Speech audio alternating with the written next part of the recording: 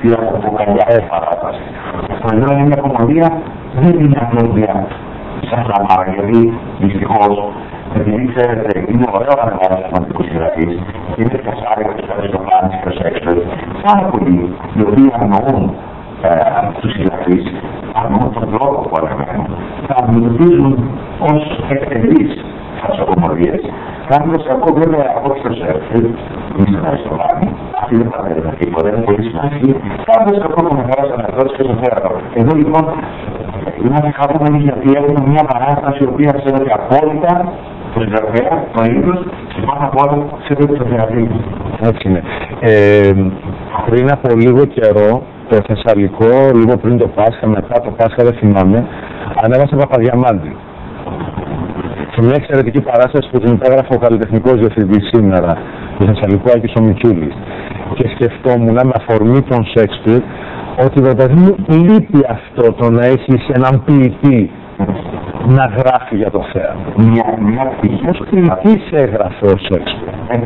Μια πτυχή του θεάτρου είναι η διαπροποίηση μη θεατρικών κειμένων. Ο Διαμάντης είναι μια πολύ προαιρετική πρόκληση.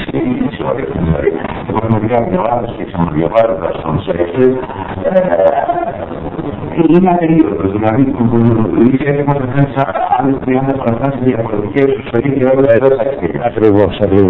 Μα σου έχει μια εικόνα ο Σέξπιρ και μέχρι να τελειώσει η περιγραφή νιώθεις ότι είσαι μέσα και το βλέπεις, το αγγίζεις. Και το προετοιμάζεις την επόμενη εικόνα χωρίς να το περιμένεις. Χωρίς να είναι άμεσα συνδεδεμένο το ένα με το άλλο, να προαδρύθηκα ή με ένα σχέδιο, ας πούμε, μαγικά.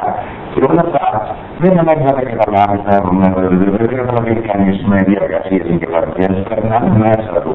Και όταν φεύγει και πάει σπίτι, είναι σαν να σου κάνει ένα ακριβό αντίδωρο, ας πούμε, από το θέατρο. Σκέφτομαι τώρα ότι μπορεί να μοιάζει περιττή όλη αυτή η ανάλυση και να λέω τώρα μην μας πείτε τόσο πολύ. Είναι ένα έργο. Ο Σέξπιρ είναι μια παράσταση αυτή που κάνουν ο Σκουρογιάκος, ο Ρουμελιώτη και όλοι οι καλοί υπόλοιποι ηθοποιοί.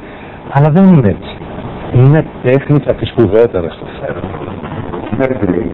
Και υπάρχει, σας λέω, υπάρχει θέατρο και θέατρο. Και εμείς έχουμε επιλέξει γενικότερα στα πορεία, αλλά και σε αυτή την παράσταση, να κάνουμε ένα θέατρο που να το ευχαριστούμε στο κανείς, και θα κάνει πολύ ωραία την παράσταση και να περνάει να μαζί μας καλά και το κοινό. Είναι αυτό τώρα, αν έχετε έργο.